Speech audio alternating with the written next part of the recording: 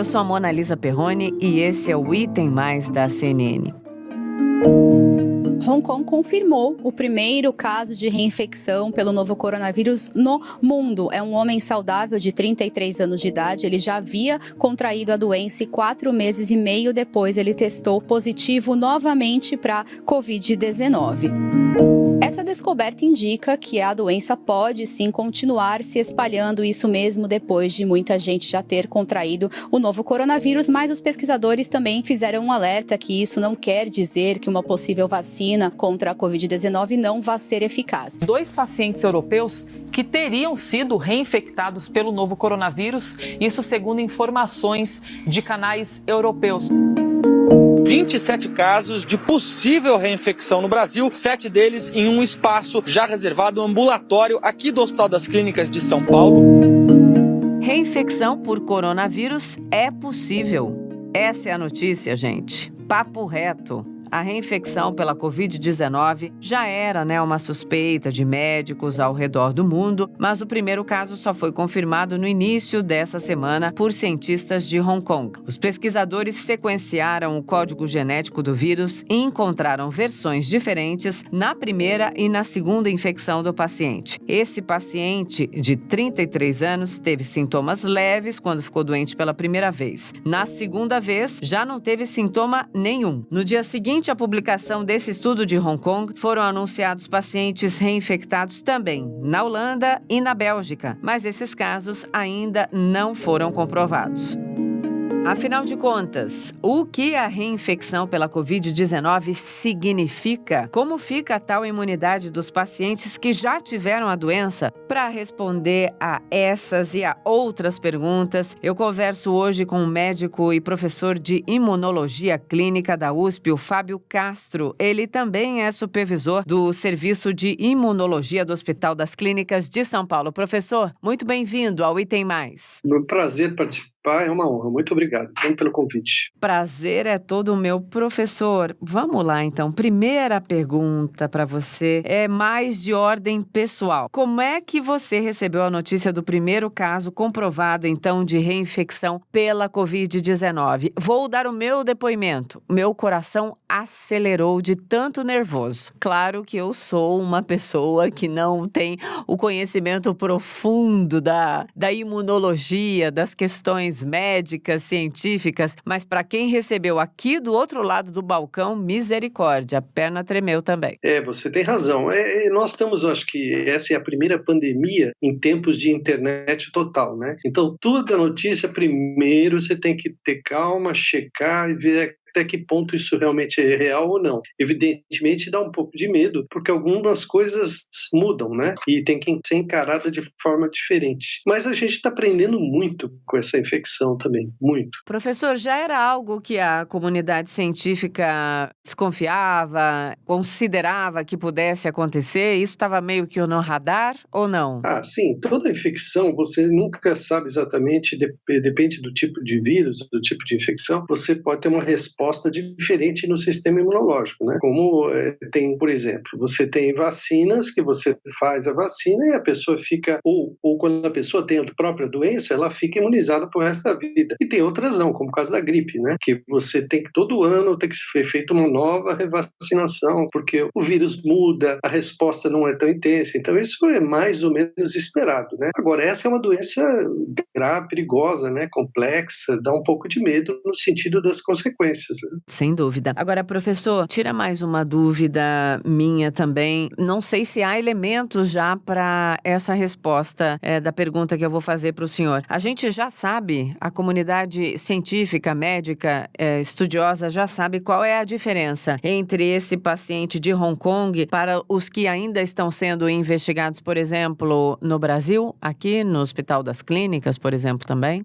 O estudo desse paciente de Hong Kong é o que está mais completo, né? O que aconteceu, se não me engano, em abril, ele teve a doença, uma doença forte, ele teve uma melhora, saiu da doença, foi fazer uma viagem para a Espanha e foi detectado, né, sem sintomas, quer dizer, ele estava assintomático, foi detectado novamente o vírus. E pelo um estudo genético, que o vírus era um pouquinho diferente do anterior. Então, isso significa que ele foi reinfectado. Porque quais são as possibilidades? É o seguinte, a primeira possibilidade é a reinfecção. Você está sendo novamente, ou porque o sistema imunológico perdeu o poder de defesa, ou o vírus mudou um pouquinho e você pegou uma reinfecção. A segunda possibilidade é aquele vírus ficou quietinho lá no sistema imunológico, deu a impressão que tinha saído, né, ficou em latência e teve uma reativação. E a terceira possibilidade, ele teve uma doença semelhante, porque pela anterior já poderia estar essa possibilidade. Mas no caso, né, não, foi comprovado que foi uma reinfecção. Os brasileiros têm de tudo, né?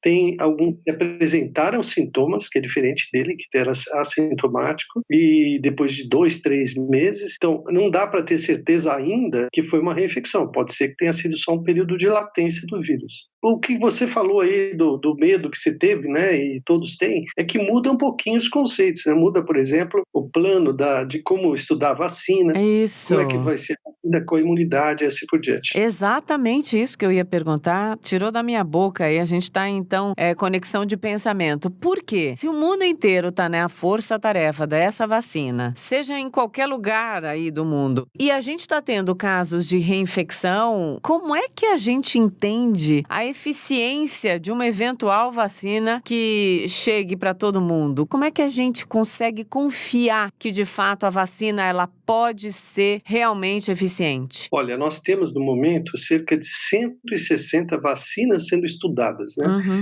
Quando a pessoa fala assim, tem 160 vacinas sendo produzidas no mundo, você fala, é como se a ideia fosse a mesma das 160. Não, são formas diferentes de abordar. Então pode ser que umas tenham mais proteção que outras, umas tenham mais efeitos colaterais que outras, e aí vai, né? Então, dessas 160, se não me engano, deve ter 6 ou 7 já em fase final. E o que a gente precisa ver é assim, olha, acho que a vacina mais rápida que foi produzida até hoje foi da cachumba, que foram 4 anos. Vocês vejam agora, nós estamos em poucos meses já desenvolvendo uma vacina que vai ser utilizada na prática. Isso é muito interessante. Vai ser a melhor? Não sabemos, provavelmente não, mas que vai ser uma primeira geração de outras vacinas que vão ser eficazes, sem dúvida nenhuma. Então, é aquilo que eu falei antes, né? Nós estamos num momento absurdo, né, de tecnologia, de informação, então está tudo muito rápido, né? Isso é bom.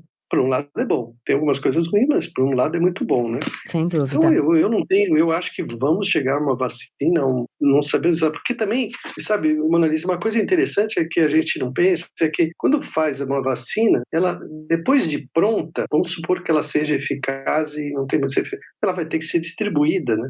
Para o mundo, então tem que ter uma logística de questão, isso que às vezes pode demorar um pouquinho, né? Para que as pessoas tomem ou sejam vacinadas.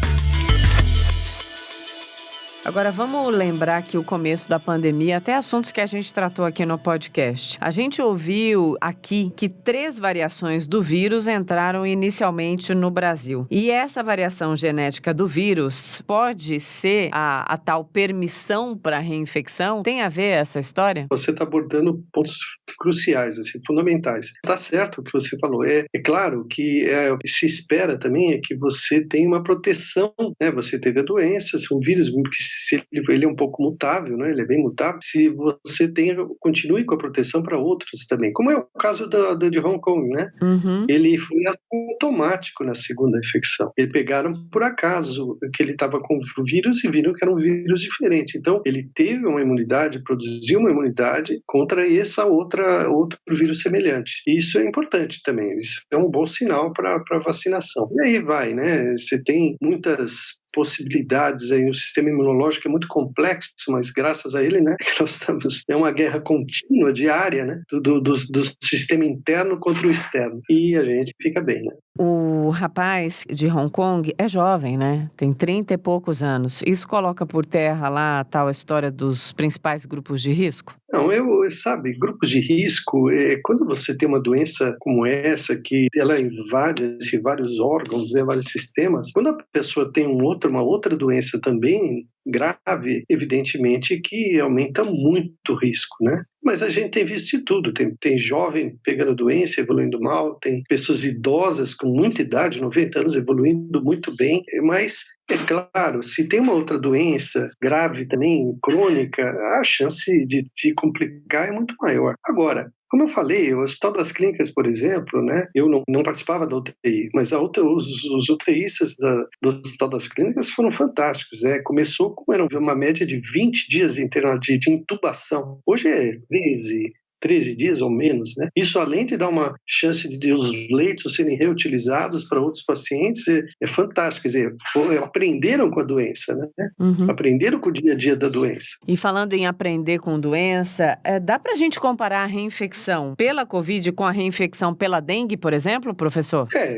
Toda reinfecção, você ou uma falha do sistema imunológico ou você mudou o vírus, né? Porque o que faz o sistema imunológico reconhecer o vírus, e aí que se baseiam os estudos das vacinas, são pequenas partes dele, né? Então, que tem várias estratégias de fazer uma vacina. Você tem 140, 160 vacinas sendo produzidas, cada uma com uma estratégia diferente. Uma delas, com certeza, vai ser a mais eficaz, porque sempre a gente tem que pensar também nos efeitos colaterais, né? E efeitos colaterais podem ser graves também. Toda vacina tem efeito colateral. Ele pode ser leve, pode ser grave, mas isso, imunização, vacinação, você tem que pensar no coletivo, não no individual. É muita gente sendo protegida, muita gente deixando de morrer por causa da vacina. Professor, quando a gente está falando sobre esse assunto de reinfecção, é um assunto que, claro, como eu disse lá no comecinho, causa temor, dá uma certa desesperança, né? Dá um medo. A gente não sabe, né? Quanto tempo realmente dura a imunidade, né? Depois que a pessoa teve a doença. Isso a gente não tem como bater o martelo, né? Ainda. Não tem, infelizmente não. Um monte de coisa não tem, né? Muita coisa, isso que eu falei da internet no começo, um monte de coisa que a gente ouve com verdade absoluta pode mudar amanhã e ao contrário, né? Lá na USP mesmo, no serviço, o professor Jorge Calil, ele coordena um grupo que está desenvolvendo uma vacina também. E isso é observado, né? Depende muito, varia muito, né? O sistema imunológico, ele é complexo, mas felizmente é muito eficaz, né? E então eu não tenho dúvidas que isso vai evoluir de uma forma positiva. A gente passou por uma coisa nova e estamos aprendendo com ela. Como foi a AIDS? Não sei se você lembra, a AIDS foi destruidora, É né? verdade. Em pouco tempo também, o mundo estudando a evolução da imunologia por causa da AIDS e a resposta que foi dada pelo mundo e a resposta dada pelo Brasil foi um dos principais países. O estudo da AIDS foi fantástica. E a mesma coisa vai acontecer agora. Infelizmente, há uma politização, às vezes atrapalha aqui, atrapalha ali, mas faz parte, né? Isso eu acho que vai evoluir bem no final. Eu sou otimista. Eu também, professor, mas eu tô com medinho, porque minha vida mudou, a minha e de todo mundo, né, que segue aí as orientações das autoridades. Faz 5 meses, mais de 5 meses que eu só trabalho e vou para casa, eu nunca mais fui ao supermercado, nunca mais fui à farmácia, eu tomo todos os cuidados, eu só uso aplicativos. Eu estou esperando a tal vacina, por isso que eu preciso ouvir que tem cura para esse negócio, mas enquanto a gente está aqui conversando, vem também outra ideia, outra dúvida, que pode ser já indo para o fechamento do nosso papo. Pode ser que em relação ao novo coronavírus a gente tenha uma rotina parecida como da situação de imunização da gripe, que é vacina todo ano? É possível, é uma gripe, né? Na verdade, só que é uma gripe meio destruidora, mas sem dúvida nenhuma.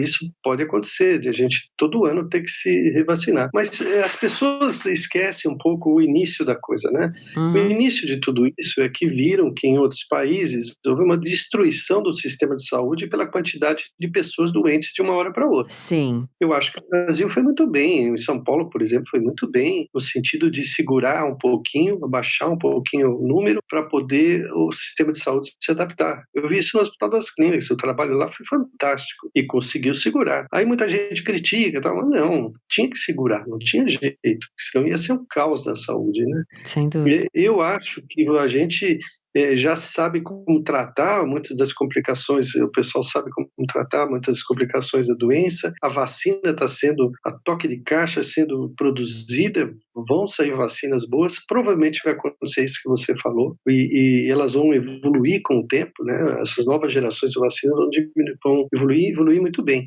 E agora, e o que você comentou também, todos nós estamos tentando sentido, isso é muito chato, né? Isso de gente ter que ficar em casa, se cuidar e tal. Mas também está muito claro que a utilização das máscaras, o álcool gel, foram atitudes fantásticas na proteção também. Simples, né? E nós diminuímos outras doenças que ninguém lembra também, outras gripes, diarreias, conjuntivites, por causa desse cuidado, né? As doenças infecciosas a gente protegeu também. E isso é um problema da reinfecção também. A pessoa que pega a doença fica com a falsa impressão de que ela está imune, então ela não precisa usar mais a máscara, não precisa usar mais o álcool gel, não é isso não. Nós estamos vendo agora com a reinfecção que precisa e também de você transmitir através do toque o vírus para outras pessoas. Tem que continuar atento. É isso aí. Palavras da sensatez para a gente terminar esse papo. Professor, muito obrigada. Venha sempre. Eu que agradeço, foi um prazer e você ajuda muita gente fazendo esse tipo de programa. Obrigado. Viu? É essa a nossa intenção.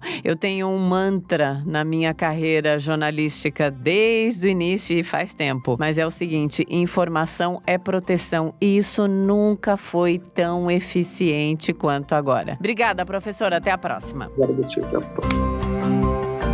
Então é isso, gente. Pelo amor de Deus, usa máscara, lava as mãos, tira a roupa quando chegar em casa, direto pra lavanderia. Os sapatos nem se fala. Se tiver que sair de casa, né? Claro que tá todo mundo trabalhando de novo, mas atenção pros cuidados. Eles realmente fazem diferença. Amanhã de novo a gente se escuta, se ouve. Pode usar o verbo que quiser, o importante é que a gente esteja conectado. Em té.